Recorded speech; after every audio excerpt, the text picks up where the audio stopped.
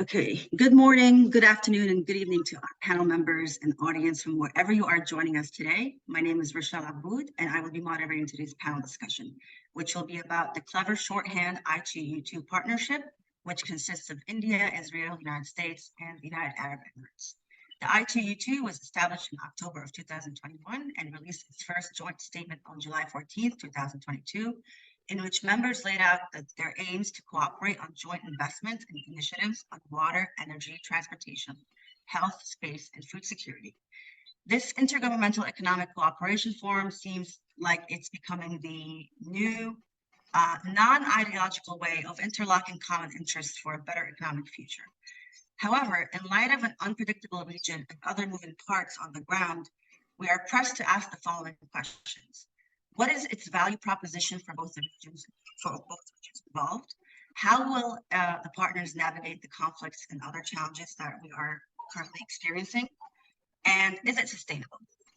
To help us unpack all of this and more, we have our esteemed panelists, which include Tekin, a professor and head of the Department of Political Science and International Relations, and acting dean of Faculty of Economics, Administrative and Social Sciences at University.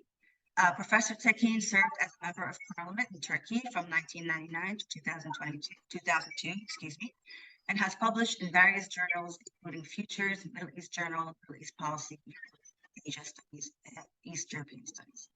Also joining us is B.M. Jain, a former senior professor of political science and international relations at South Asia Studies Center, University of Rajasthan, Jaipur. Professor Jain is the first international relations scholar who has contributed an alternative theory in international relations titled The Geopsychology Theory of International Relations in the 21st Century. Also, we have with us Dr. and Professor Hayat Alvi. Hayat Alvi, PhD, is an associate professor in the National Security Affairs Department at the U.S. Naval War College. She has served as the Director of International Studies at Gedik University and taught political science at the American University in Cairo, Egypt, from 2001 to 2005. Dr. Alvi spent a year in Damascus in Syria as a Fulbright Fellow from 1993 to 1994. She is also proficient in Arabic and Urdu. We also have with us Dr. Professor Manjari Singh, Assistant Professor at Amity University, India, and also formerly Associate Fellow at Center for Land Warfare Studies, CLAWS, and former Managing Editor at CLAWS. Last but not least, we don't have Ambassador Anil Trigunayat joining us today in person, but he did send a video, which I will share after introducing him quickly. The ambassador is a career diplomat who has served in multiple countries, including Libya, Jordan, USA, Bangladesh, and Russia. He is associated with several think tanks and has published several periodicals and books. Indu, I'm going to quickly share my screen so I can share the ambassador's video. So thank you. I'd like to repose the question, which is if you can give us a little bit of a general background of the I2U2 and talk about the geopolitical and economic backdrop against which it was created, what were the conditions at the time, and what specifically motivated these four countries to join, and in what way does the I2U2 serve their geopolitical interests? So with that, I'd like to go ahead. Yes, Dr. Okay. Yeah, should I start then? Yes, go ahead. Yeah, okay. Thank you so much. First of all, I would like to thank CIPR for inviting me, for Dr. Indu for inviting me for this very grand discussion on I2U2 and how it is expanding in the domain right now. So when we talk about I2U2 in the current format, there has been a shift in the in the understanding of I2U2 itself, because when the nomenclature was not given in 2021, when the foreign ministers had virtually met together and, discussed a format about this I2U2, that was the time when it was termed as the Middle East Quad, or as we Indians like to say, West Asian Quad, because, it felt that, okay, it is being, just because, there was U.S. and there was India involved in it, and also because it is in the western flank of the Indo-Pacific, the countries were coming together, the 4 countries were coming together and forming this grouping. It was termed as anti-China and anti-Iran kind of, that was the connotation that was given to I2U2 towards when the nomenclature itself was not given.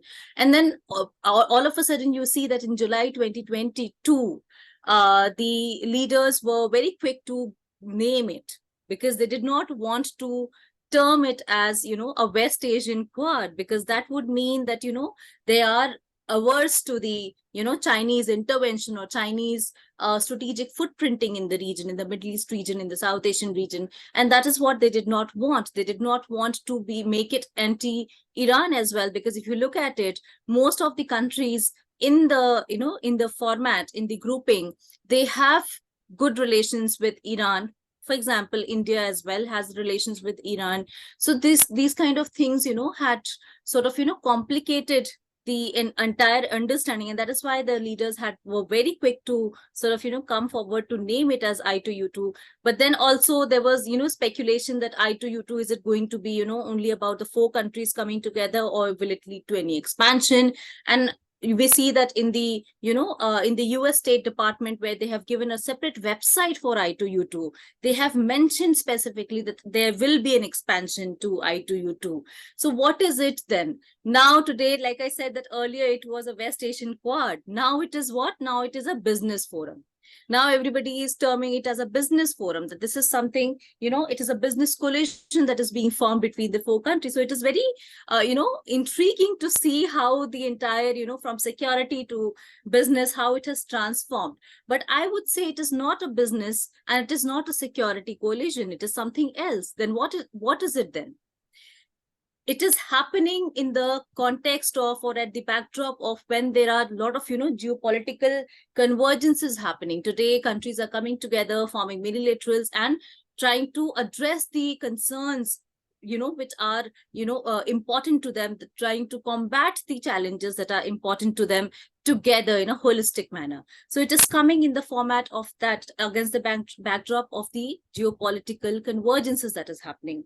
Second thing is that is happening is that today we see in the current international relations that there are more deepening of economic integrations. Countries are coming together and they're deepening their economic prospects. They are working together. Their private sectors are coming forward and working together in terms of building, common areas of interest. So against this format, then what becomes important? Why is this grouping being formed at this particular time?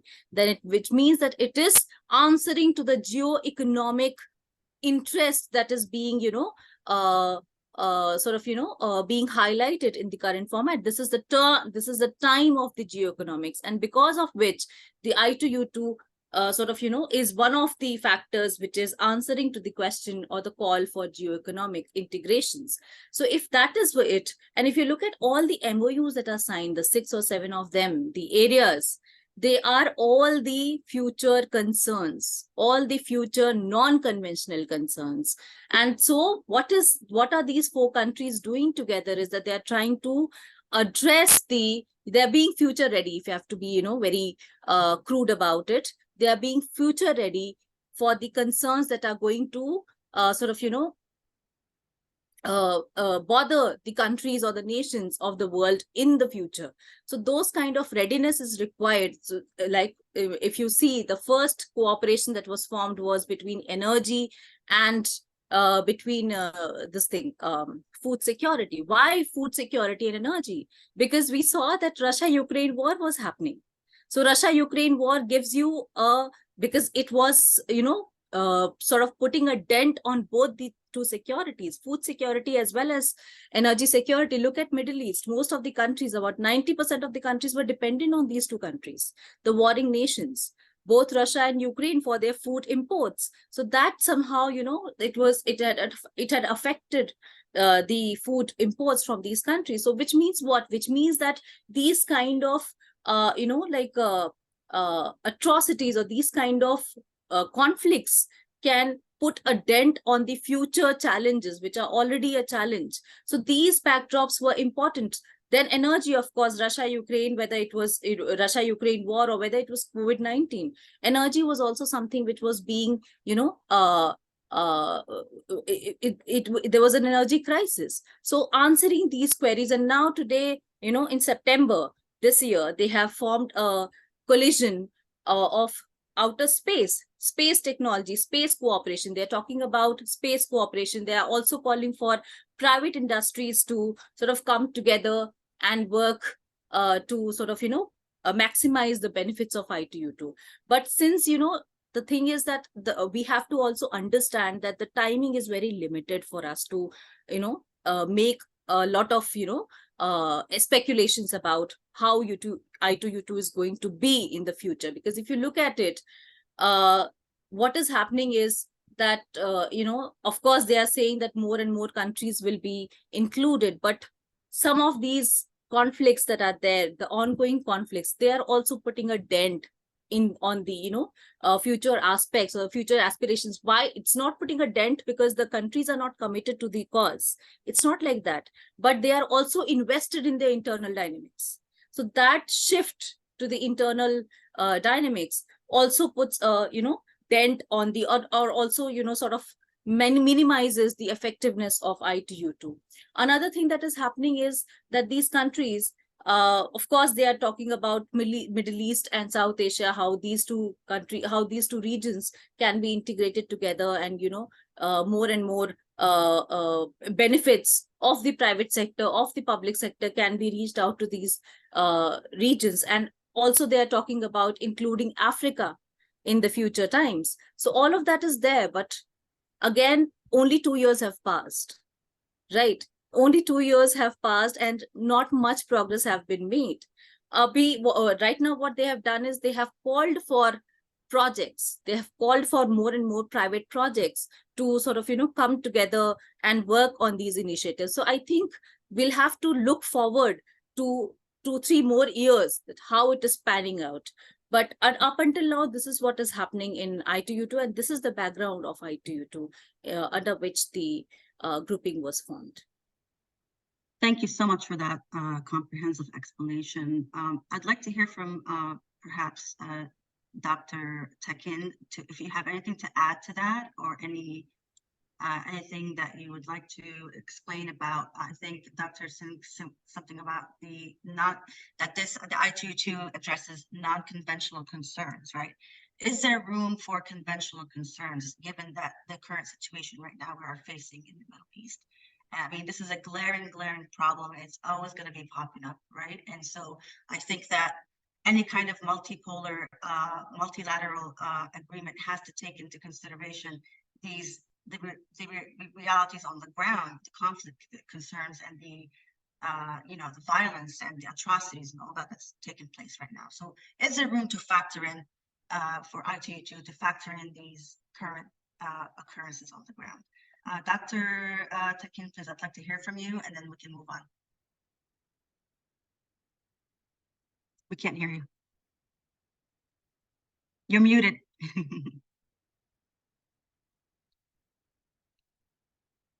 Oh, I'm so sorry. We still can't hear you.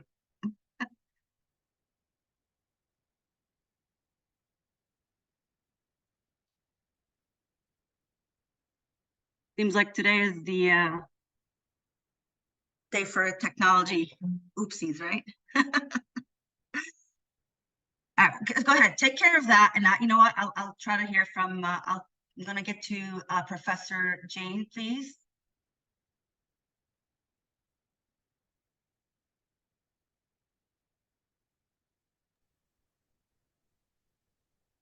Professor Jain, can you hear us? All right, we'll give him a chance to respond later.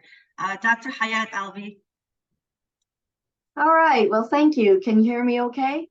Yes.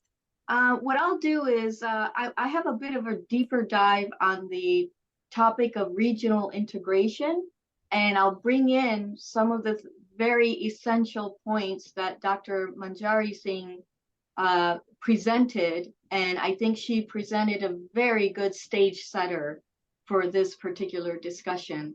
If it's okay, I'm going to share my screen. Yes. Can you see it okay? Yes, we can see it. Yes. Okay, sure. So Dr. Singh mentioned the foundations of the I2U2 organization, if you want to call it. And in fact, we are referring to it here as a mini-lateral group. So it's at a very mini or micro level in comparison to something like the European Union, for example. It has a very specific purpose because there's, as you can see in the yellow highlights on the bottom, and this is a White House statement from the initiation of the group, that the purpose and linkages have to do with the Abraham Accords, which really, if you dice that up, you realize that it has everything to do with excluding an entire party to the conflict, the Palestinians, from the so-called peace process. So this is a sidelining effort and involving normalization between Israel and the remaining Arab countries who have not normalized relations with the Israelis. So when you think of I2U2, you have to realize that the intent is to link it to the Abraham Accords, but as Dr. Singh mentioned, in an economic cooperation path.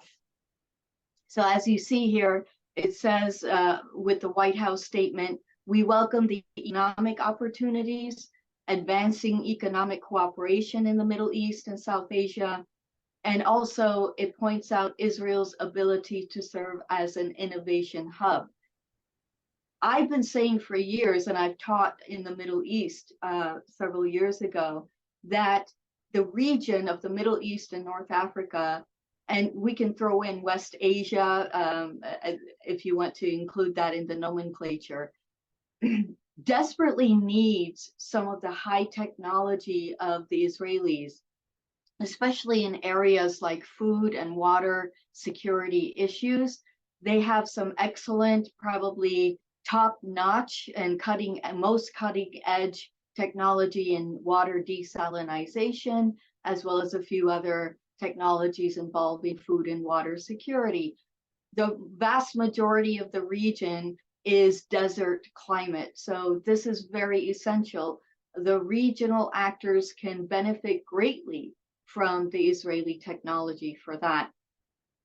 There's an article that came out in September of this year that talks about I2U2 trying to combine the strengths of the likes of India's manufacturing base, Israel's technological prowess, the U.A.E.'s kind of financial base, especially in Dubai, and its sovereign wealth funds, and the United States geopolitical heft.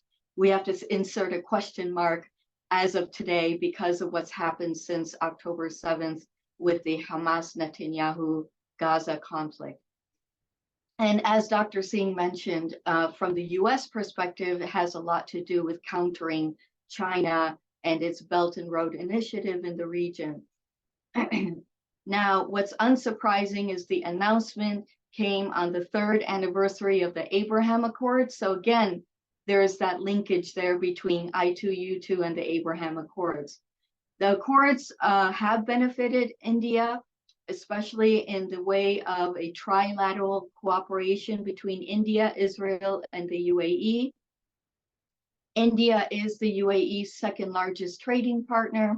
And then you have with India and U.A.E., you have the Comprehensive Economic Partner Agreement. And then Israel and India have a very strong relationship as well, and with a wide range of sectors from defense to agricultural cooperation. So what they're trying to describe here in this article is that there have already been some general foundational relations and economic activities between some of these partners. This is just a synopsis from the CIA World Fact Book to give you an idea about the United Arab Emirates. There's a description under economy of the country that the World Fact Book gives, and that's the first bullet up there. And I found interesting that it says new Israeli technology trade is improving resilience for the UAE. And then I give you a list from the World Factbook, the export and import partners. But unfortunately, that's only from 2019. We don't know how that's changed as of today. Since the outbreak of the October 7th Hamas attacks and then the retaliation in Gaza by the IDF under Netanyahu's orders, is a comment from the UAE trade minister saying that we will not mix economy and trade with politics.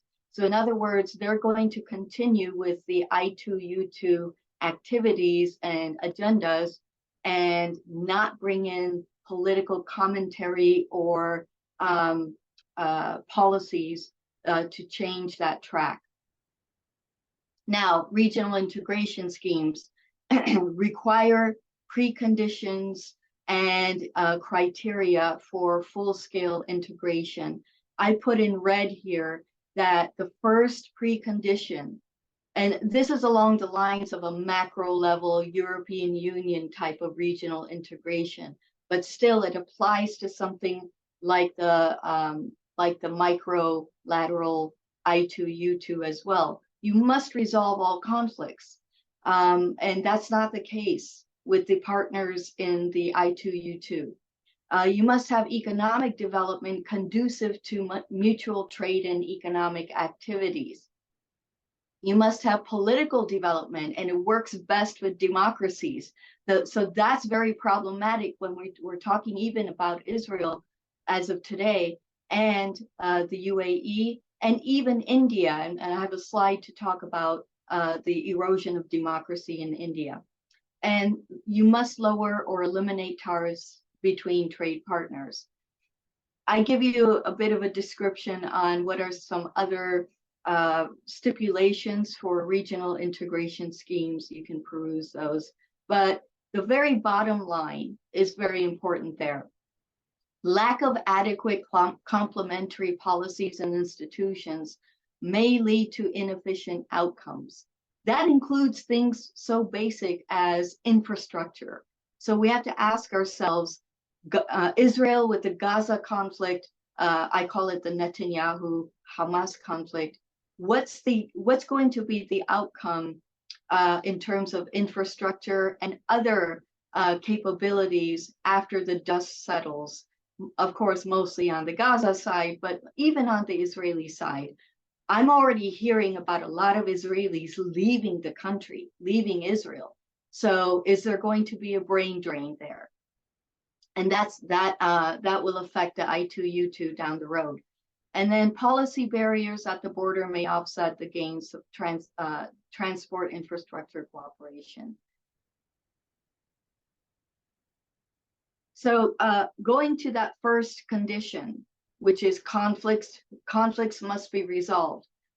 Of course, we see Israel completely locked into its retaliation against Hamas in Gaza. It's also engaging militarily in northern Israel because of Hezbollah attacks and incursions. So there's a big question mark with regard to where is Israel with regard to conflict resolution. And even after the dust settles with Gaza, there is no path ahead with a Palestinian-Israeli peace process, even though the United States Biden administration is trying to push for it even now, which is a bit premature given what's happened and what's happening on the ground. But my point with this is that even with Israel in the I2U2, the conflict resolution stipulation is not resolved. It's not there. They do not meet the precondition or criteria for that. India has the Pakistan, especially Kashmir conflict, and also some geopolitical rivalry with China, and of course, Pakistan-China alliance. Afghanistan, is that going to be a wild card? The Taliban are back in power. How are they going to, if maybe, create problems with India or with Pakistan, given the fact that Pakistan supports the Taliban. And then the question of U.A.E. already said they're not going to involve politics in the I2U2, but how long are they going to be able to sustain that?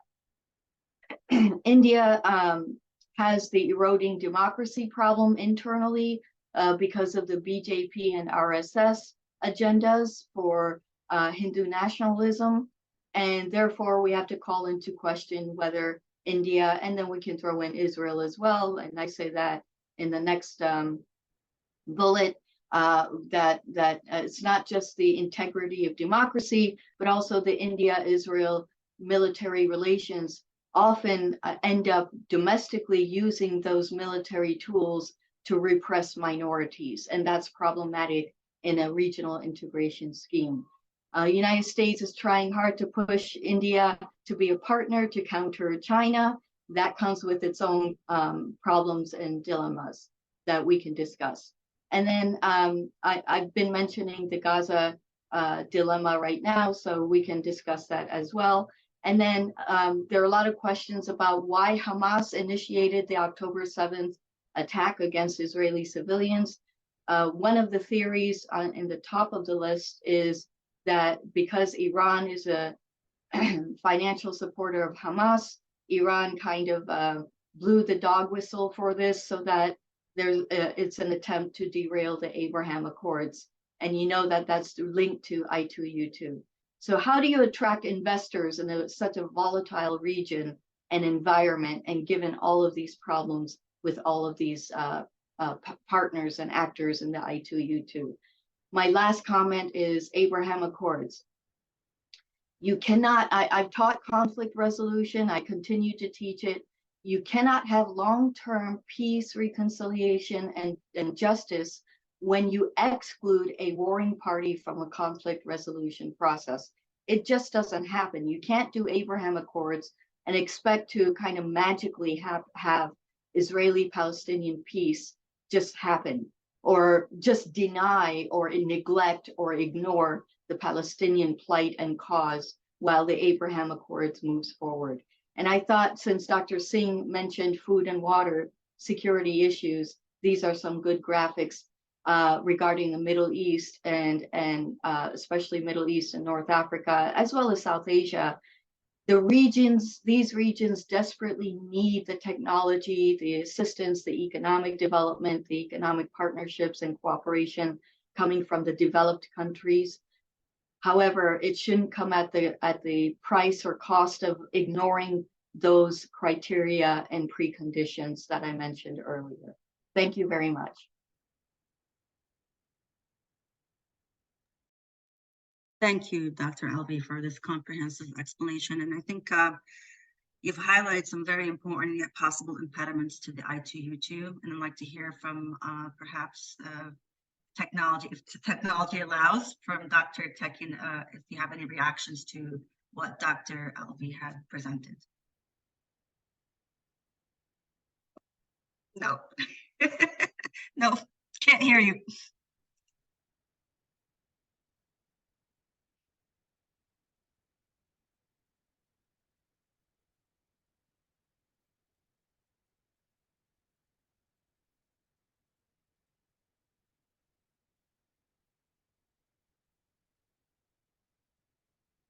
Sorry, no. Maybe if you disconnect, if he disconnects everything, the headset, the headphones, disconnect all of that and see if we can hear you.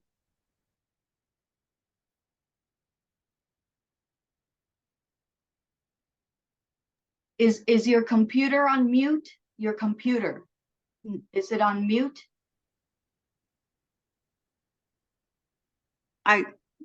Well, okay, okay, I'm sorry. While you sort that out, let me call on Professor Jain. We haven't heard from him.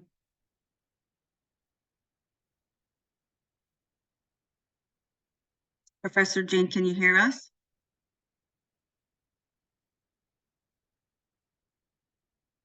Okay, we will circle back to you guys in a minute. Let me turn my attention to Dr. Singh. Again, to rephrase the question, Dr. Alvi highlighted some very possible yet crucial impediments to the I2U2 process. What are your thoughts and your reactions on what she had presented? One more time, I am very hopeful to try to hear from Ellie, Professor Ellie Tekin. Yes, we can hear you. Is it? Oh my God, finally. Well, all right. My wife is a very technologically oriented person. Otherwise, I was done. Thank you. So they are saying thank you to you. Yes, we just restarted. Hello. Yeah. Well, my apologies for this. Normally, you know, I mean, I used this computer just yesterday. No worries. It's fine. Yeah, sorry about that. Well, I was able to listen to parts and bits of the presentations. I missed some parts, but generally speaking, you provided a great discussion of the topic. Let me take a look at the same topic from a more of a let's say a global systemic level, at least in the first stage. By the way, thank you, Indu, and other organizers for inviting me to the panel. Now, let me start with a background picture as I see it. Now, the recent years have seen slowing down of globalization, or perhaps even some level of outright deglobalization. COVID-19, China's turn to wolf diplomacy, and the Russian war in Ukraine all demonstrated that states, small and large, are pushed to review their global relations increasingly in geostrategic terms. Today, particularly the big powers often shape their relations with others on the basis of the principle of relative gains rather than the absolute gains. Now, this reemergence of geopolitics is, I believe, closely related to the changing nature of the international system. The U.S.-dominated unipolarity, commonly nowadays considered to be passé, has given birth to a new system, labeled alternatively multipolar or bipolar. In this context, I would like to refer to yesterday's plenary session where Simon Reich mentioned another alternative concept, another label. Simon and Richard Higgett, they have been arguing for another label. They say a better description of the current system is fuzzy bifurcation. I'm not going to go into details of the term, but it nicely distinguishes the dynamics of the new system from the simpler bipolarity of the Cold War era by pointing out to its difference in terms of, first of all, its constitutive background with high level of interdependence and connectivity.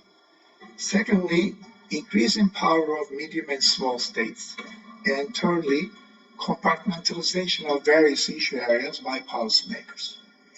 Now, in the fuzzy bifurcated order, many states find it worthwhile to hedge against big power influence or regional neighbors. Now, nowadays, and that has been mentioned, states are securitizing their economic interaction quite heavily, more than usual. In a way, the era of hyperglobalization is over, and liberal capitalism came head to head with good old geostrategy, giving way to new buzzwords like onshoring, nearshoring, and friendshoring.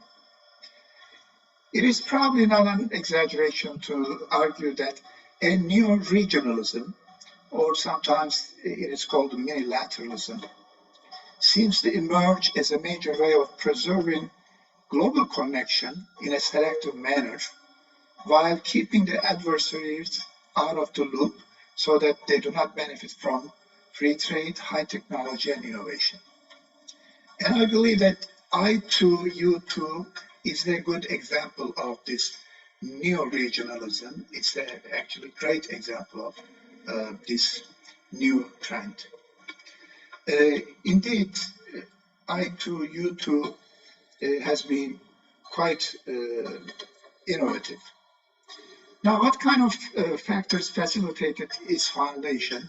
Some of the speakers already mentioned some of these factors, but my take on this is that, first of all, the U.S. policymakers have been convinced that the United States must reduce its presence in the Middle East, for that matter also in Europe, and thus be able to pivot to Asia. Basically means pivot to Chinese theater. Now, if the U.S. exits the region, the Middle East, it became clear in recent times that China, Russia, and Iran would fill the geostrategic gap. Turkey tried to do it too, but I think it's rebuffed. But Iran is still interested in this scenario. The United States now wants to deter and contain, especially the Chinese influence in the Middle East, with its allies, regional partners. And I think I2U2 serves this main purpose of the American grand strategy. Now, the US wants to bring in India in this scheme to ensure that it doesn't drift away too much towards Russia, because towards China it is probably not likely. It also wants to socialize China's arch rival India in this way with the Middle East countries that are arch rivals of Iran, and in the process to facilitate Arab-Israeli friendship. And India might be also quite helpful to gain more access to the global South for the countries, for the United States mainly. I would say that this project aims to kill many birds with one stone. Now, I2U2 project shows the diplomatic power of the United States for bringing important but quite different countries together. This indicates that in the post-unipolar world, it still commands tremendous level of structural power to construct institutions and to build coalitions among diverse states. Despite the rhetoric, especially common, I would say, in Asia, the American diplomatic power is still very significant, and there is practically no other country in the world that can bring an important set of countries together around a certain issue, and this group works. That seems to be still a major capability of the United States, despite question marks about its position in the system. At the same time, this project and others, of course, other regional projects, may also underline a dilemma for the United States, and that is imperial overstretching. While it wanted to pivot to Asia and contain China, and it wanted to exit the Middle East to concentrate its resources in China, on Asia, the United States had to rush back to the Middle East to limit the Chinese influence and the influences of other adversarial powers. This dilemma seems to be the salt valley of the American grand strategy. We see the same dynamic actually with respect to the war in Ukraine. The United States again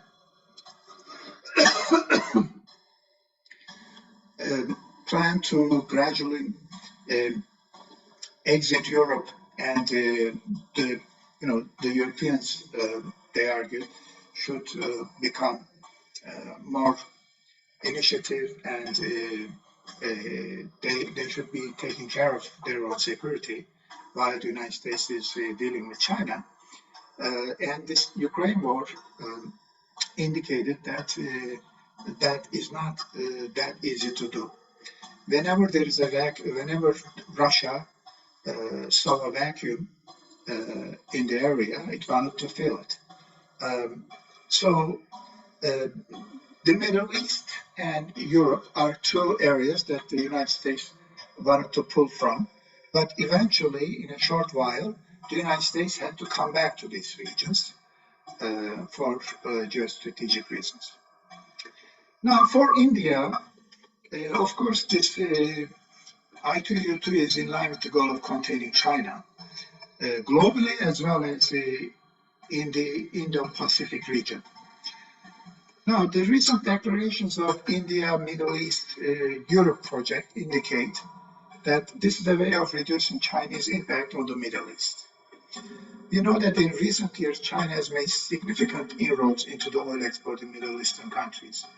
India doesn't implement the Western sanctions against Russia. It is not a country in line with the Western precepts of IR, but it is an important country to keep at least away from let's say, the orbits of other big powers. India is also important in some ways. For example, in terms of agriculture, and some of the speakers mentioned this, India is a very important country, and it will become even more important. India also has, of course, a vast number of people, a vibrant labor force with decent technological skills. India has U.A.E. and Saudi as second and third largest trade partner, if I'm not mistaken. Workers' remittances coming from the Middle East to India are very significant for the Indian economy. Therefore, India is a very important partner here, and it will play a great role.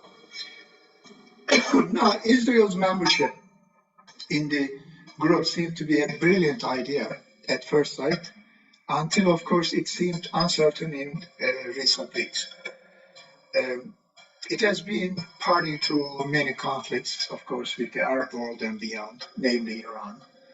And I2U2, by bringing Israel together with the United Arab Emirates in the bloc, would demonstrate, especially other Arab nations, the feasibility of constructive, peaceful ties between Arab states and Israel. But of course, this had a major setback in recent weeks. Now, here the member is United Arab Emirates, but you can be sure that the Saudi blessing is on it, because U.A.E. and Saudi Arabia probably would probably agree on this. Otherwise, U.A.E. it will be very difficult for it to work in this group as a member. Interestingly, now this peace building goal, let's say, in this project is comparable to the European coal and steel community that was set up in May 1950. If you notice here, European coal and steel, two sectors are brought under an integrative scheme. And when we look at I2U2, it sounds like a sort of a very technical sectoral cooperation. And it is, of course, reasonable to start it that way. But I would go a little further than I believe it was Manjari that she actually considered this to be a relatively technical sort of integration scheme. I would say that this is very highly political integration scheme. Maybe it doesn't. It is not labeled that way. Maybe it doesn't mention it on the face of it. But when we look at the fundamentals of it, the fundamental goals it has, I believe it is extremely strategic move, not just purely grounded on the economic and technological matters. Now, in 1950, European powers actually just came out of World War II, and perhaps this was a good start in the economic domain. Now, of course, I don't want to make a speculation, but still, on the back of my mind, I wonder if this war might be the last one in the region, and sort of forcing all sides to reconsider this kind of peacemaking projects a reality.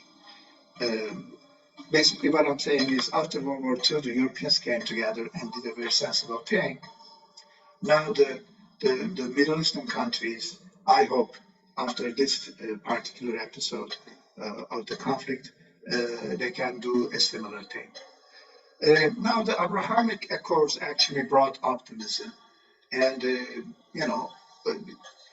all could benefit from the peace dividends, and this was the Accords actually aimed at that. And now I2U2 is sort of part of the same rationality.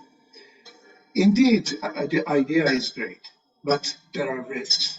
Of course, the recent warfare indicated the risky side of it. Ehud Barak, the former Israeli prime minister, said that after this war, Israel may become quite isolated in the region. I don't know if that will be the case. It is likely, but this is probably, this will be an impact in the short run, maybe going into medium run, but eventually things might change. But at the moment, at least in the short term, it is extremely difficult for any Arab leader to cozy up with Israel for anything. Yes, the United Arab Emirates mentioned they're not going to get politics into this, and the Saudis are sort of indicating the same thing. Professor, I'm sorry, Professor Tekin, I'm going to have to limit the response because we only are pressed for time, and I would like to have at least Professor Jain weigh in on what you have just laid out. Please, go ahead. Let me summarize the last part, and I'll be done. Okay. Give me 5 minutes, please. No problem. Okay. So the misfortune of this, one of the misfortunes of this project is that unfortunately in Israel there is an extreme right-wing government, and this doesn't really play into integration scheme. Of course, fragile governments typically play into the hands of radicals, and that's what is happening in Israel. Now, let me just mention the United Arab Emirates, then I'm pretty much done. It is, of course, an important supplier of energy resources. It is closely trading with India. It's a very capital-rich country, highly successful trading state, and it wants to diversify its productive capacity. Now, the Saudis want to do the same thing, actually. Now,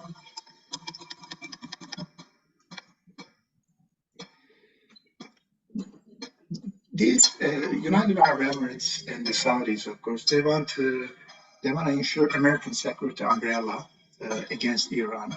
And India might actually play a role here in helping to tame the Iranian misgivings towards this project.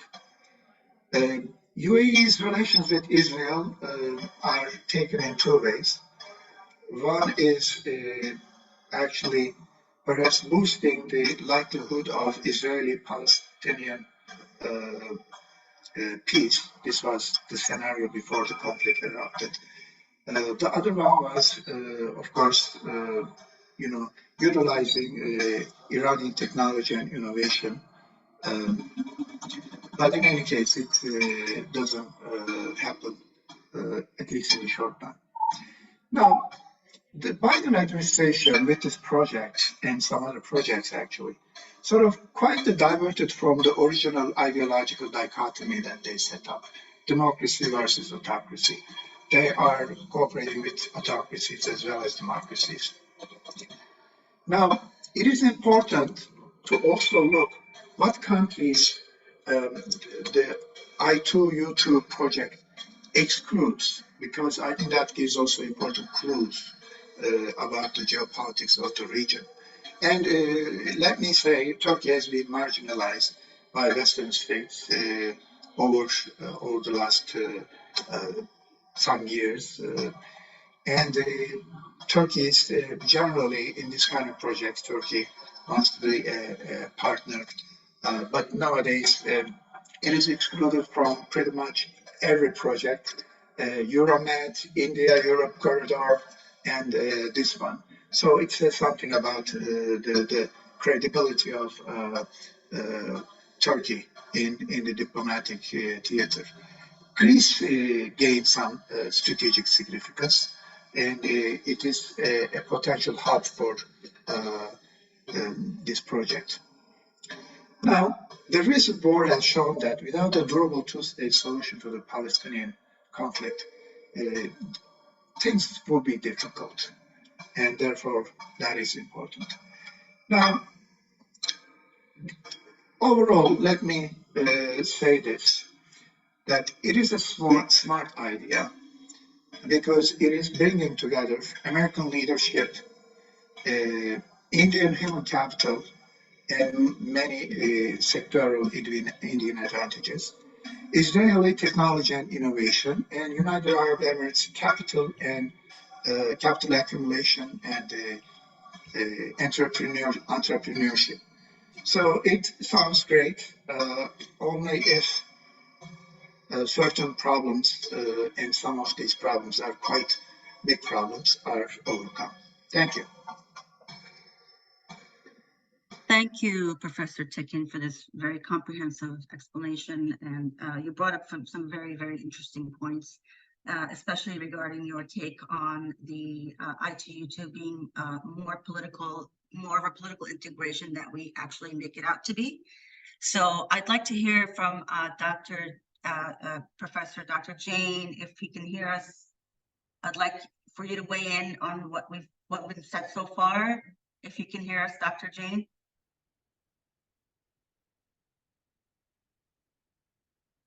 Okay, I guess there's some technology issues on his end as well. Okay, let me circle back to Dr. Singh. Would you like to lay out your thoughts? Do you have any reactions to what Dr. Tekin has said, specifically to the comment about this being more of the I2U2 being more of a political integration than we originally have thought? Political connotation, of course, there is a political connotation to it. I didn't say that, there is, I just said that how the dimensions were shifted from it being acquired to it being projected as a business initiative. That is not my understanding. That is the understanding of the I2U2 itself, of the initiative itself, how they have tried to portray themselves. As analysts, what we see is that, because if you look at the entire format, whatever is being discussed over there, they are calling for many stakeholders to come and join the discussion. So it is open for discussions. Even for researchers, there is a They have called for applications in terms of, organizing conferences, think tanks to come together and talk about what can be done in terms of maximizing the effects of I2U2. Geopolitical thing, political connotation, if you want to talk about, of course, I mean, you say that Abraham Accord is linked, I2U2 is linked, IMEC is also linked. All of it is linked, right? And under the garb of IMEC and I2U2, and because there was also a mention about expansion of I2U2, which means that more and more Arab countries will be joining in the later stages. So if you talk about that, and then you see that there is an IMEC already being initiated, which means what? Which means that Saudi Arabia and Israeli normalization is also in the, it is also going to happen very soon. So all these kind of things, it is, and then it is being also portrayed as a peace corridor. IMEC is seen as a peace corridor that is going to have peace. And I agree with Professor Hayat Alvi when she says that, you cannot have peace if you do not involve the warring parties. Of course, even for Abraham Accord, I mean, I went to Israel in April this time, and I went to Palestine as well. And I spoke to some of these stakeholders over there who were, party to the discussions. And what they said was that we were not included in the Abraham Accord, but what the Palestinians felt was that if the Abraham Accord, 90% of them felt that if the Abraham Accord also included Palestinians, it would have been able to resolve or, give some format of resolution to the, existing intractable conflict that is going on between Israel and Palestine. So that kind of thing is not happening. So one party was not even included. Of course, all of that is there.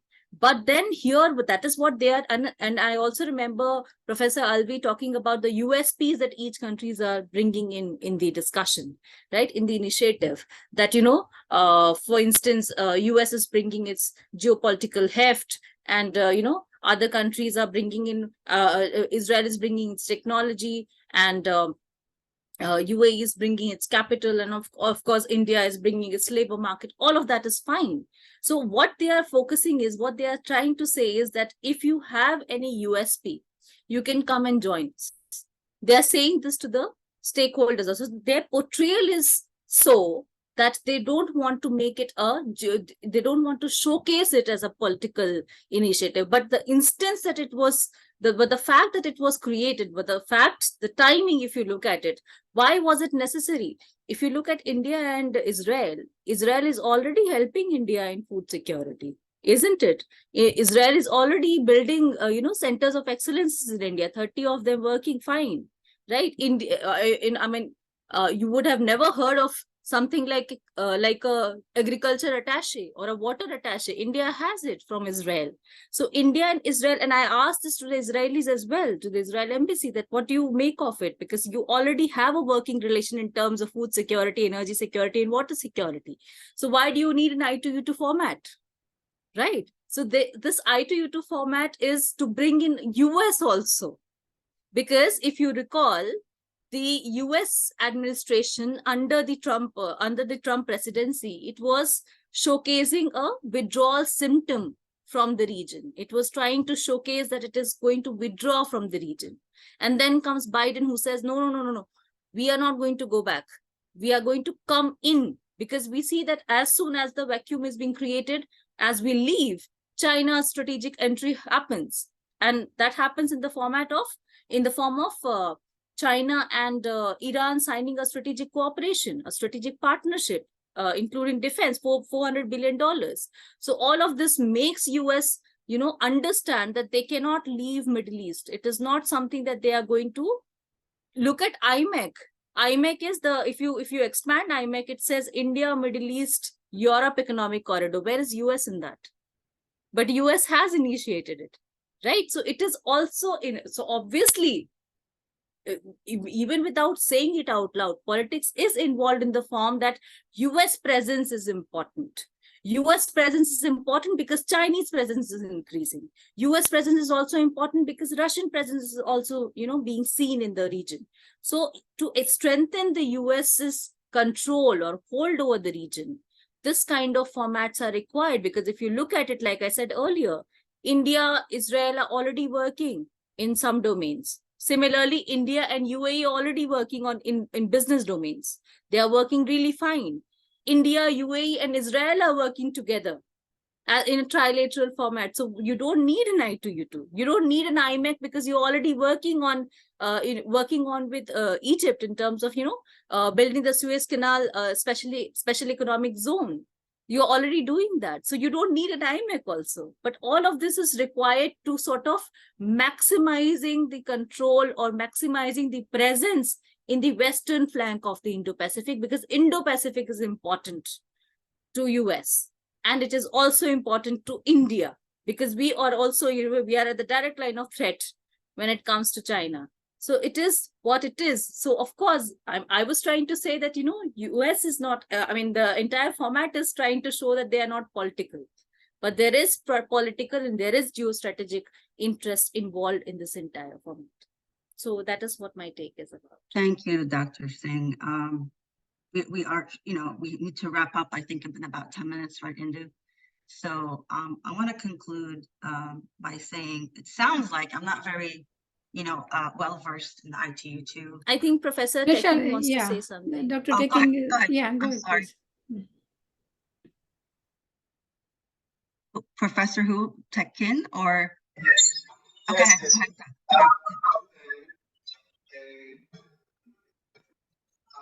think Dr. Singh and Manjari for this. You're breaking up, Professor. You're breaking up. Can you?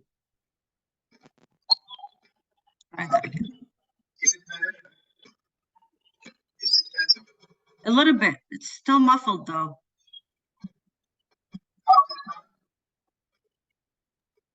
Your voice isn't very clear, Dr. Tekin. I don't know what's happening. Hold on.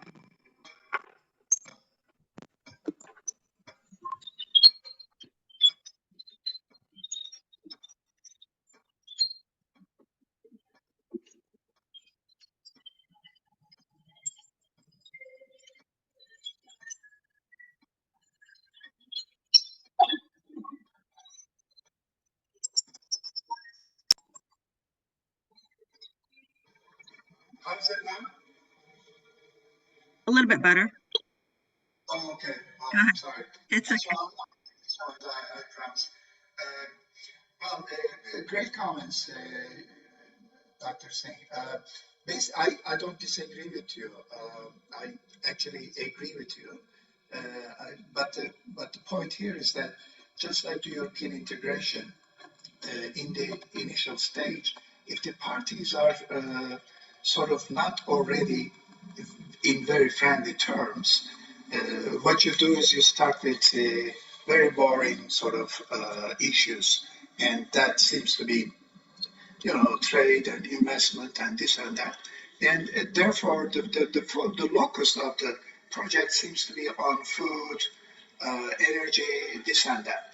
But we know that just like the European integration, in time, this integration in one area will spill over into the next. That's how the European process works. They call it functionalism sometimes.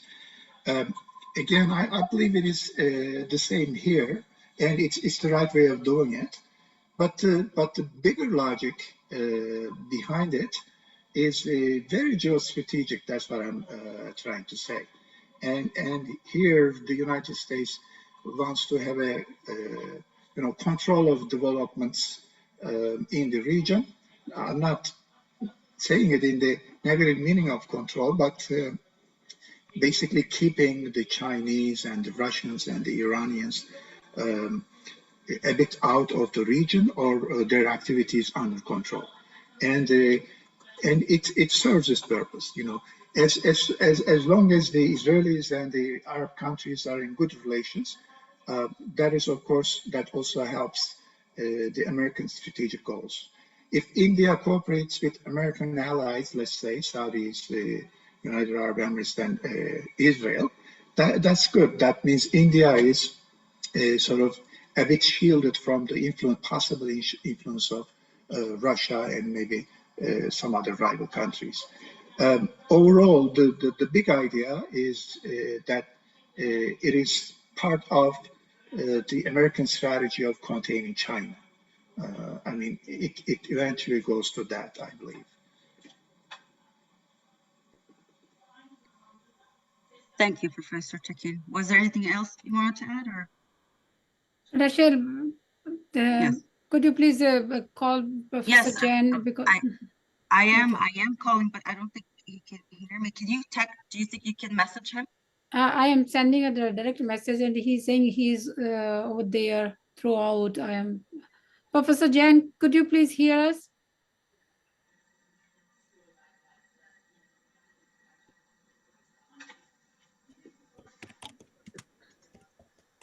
I think he's not realizing that he's on mute.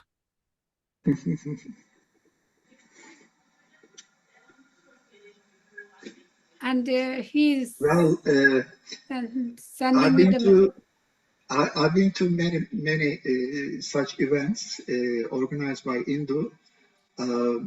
This is the most unluckiest panel I've ever seen. That's because of the technology, because now Yeah. BM Jain is here. That's Okay. there is some technological glitches sometimes, from the. Sometimes it happens. It's okay. Yeah, Professor Jain, we can hear you. Please. Can you hear me, please? Yes. So, we can good hear morning to everyone, but I would not like to take more than 2 minutes. I'm sorry. I wanted to share my thoughts, my ideas on my new book on the geopsychology theory in international relations, on which I've been working for the last two decades or so. So I urge you to go through this book, and particularly I liked, the deliberations and the discussions, and particularly the views Dr. Hayat Ali presented, So I would urge the panelists to go through a couple of reviews of my book. Can you hear me? The Geopsychology Theory of International Relations in the 21st Century, published by Lexington Books, Lanham, MD 2021. Now, in this book, you will find answers to all sorts of the questions that you have been raising and you have raised here over the conflicts, wars, and violence. Why are they taking place? Because in this book, I have, taken up the case studies of India and Pakistan in South Asia. Because Dr. Ali and Hayat Ali also, they just focused on India. So I would urge you to go through that chapter, 40 pages chapter on India and Pakistan. What are the sources of conflicts, isn't it, in the region, and especially on the Kashmir issue and all that you will find. What is geopsychology of Pakistan? For the first time, I developed my article on India and Pakistan geopsychology. That prompted me.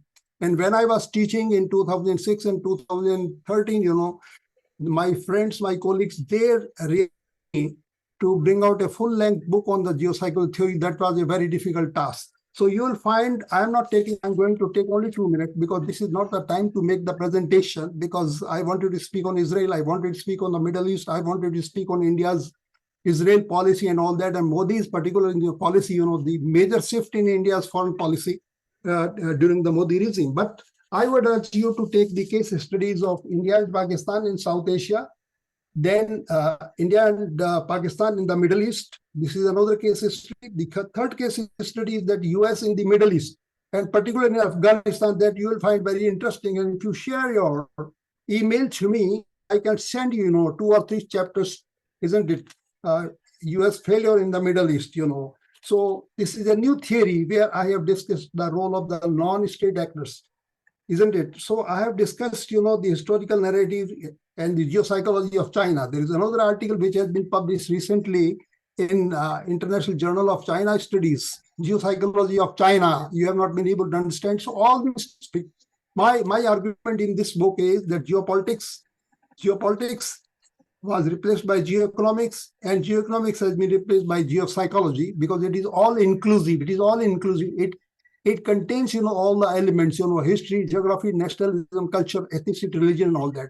So I'm not going to give a talk on this.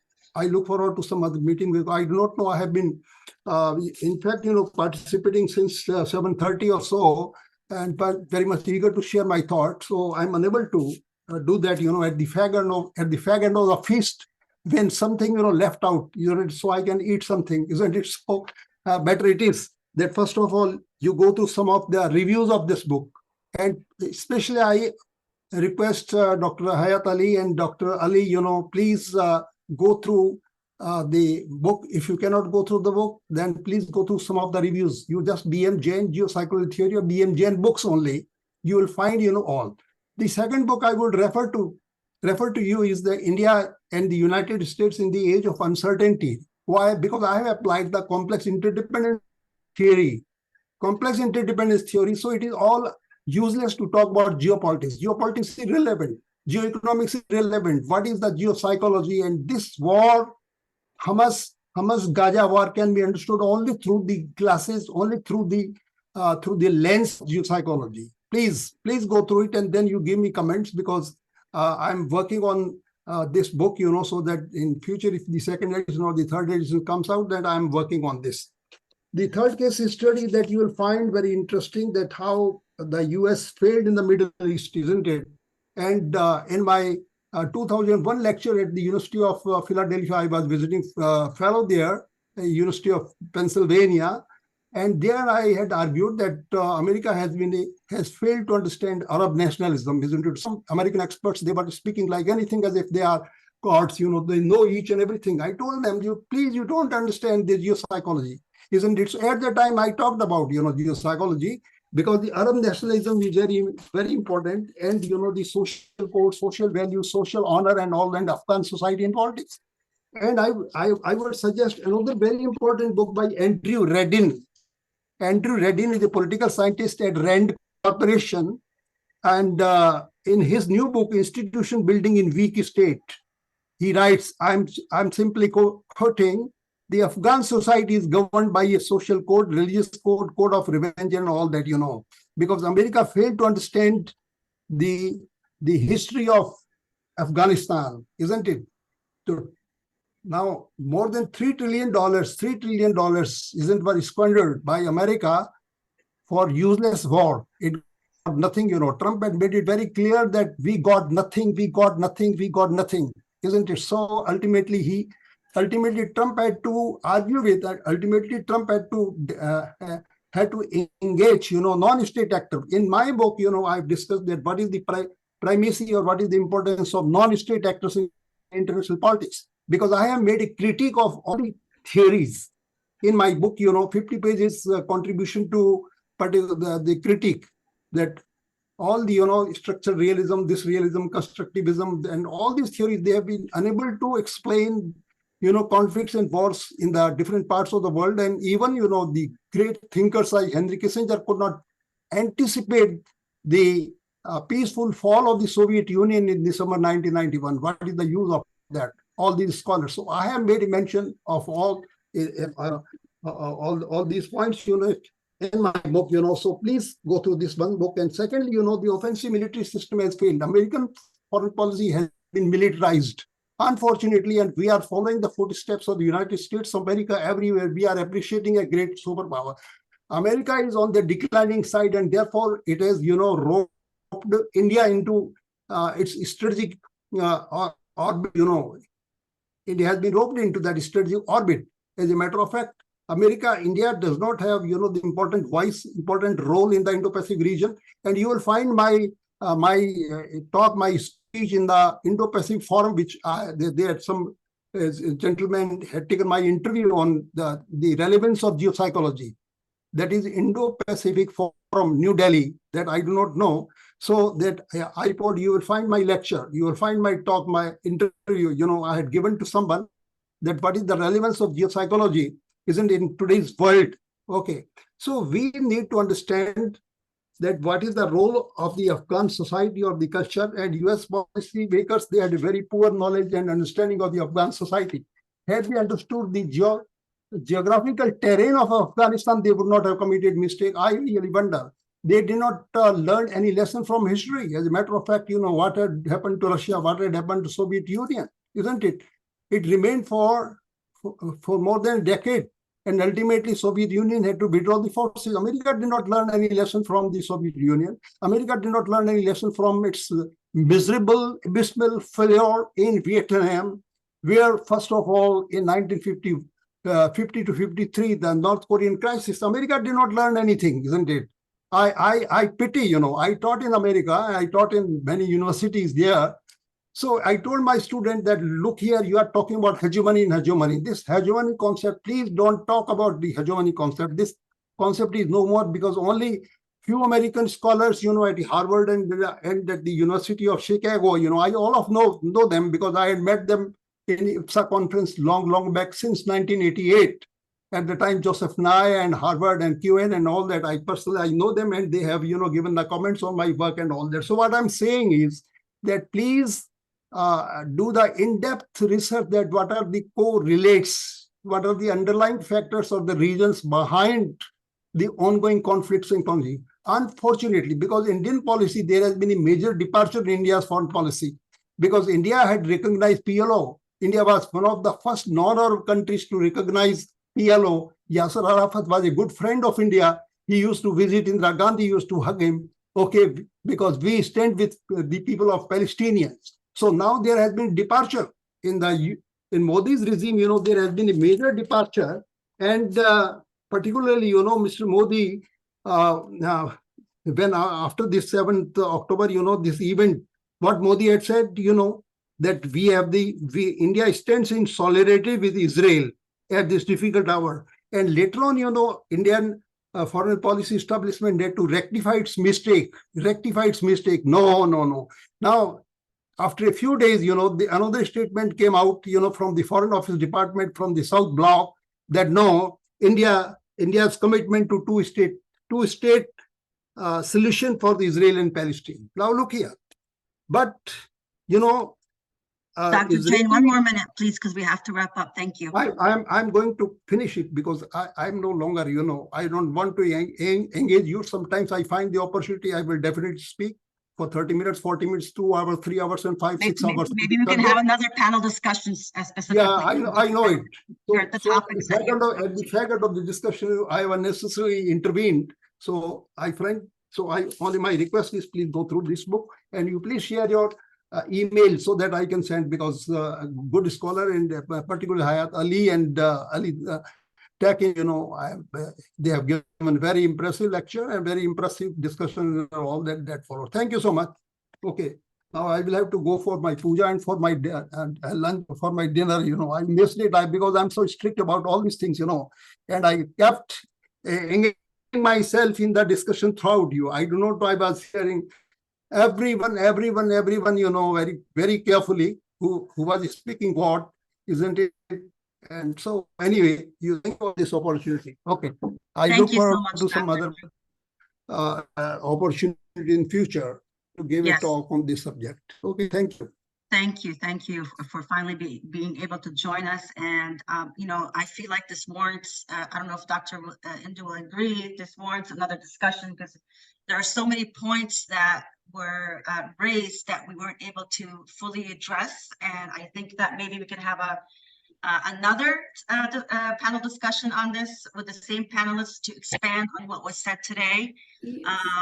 And I feel like with what's going on right now on the ground in Middle East, we need to kind of factor that reality into this discussion a little bit more. So yes, please look out, stay tuned for another invitation. I'd love to take this a little bit further, but given the technological issues that we had today and the time constraint, this is what we are able to accomplish up to this point. Thank you, panelists. Thank you so much for joining us. It was amazing, and I look forward to talking to you again soon. Thank you, everybody. Thank you. Thank you so much. Thank you. Bye-bye.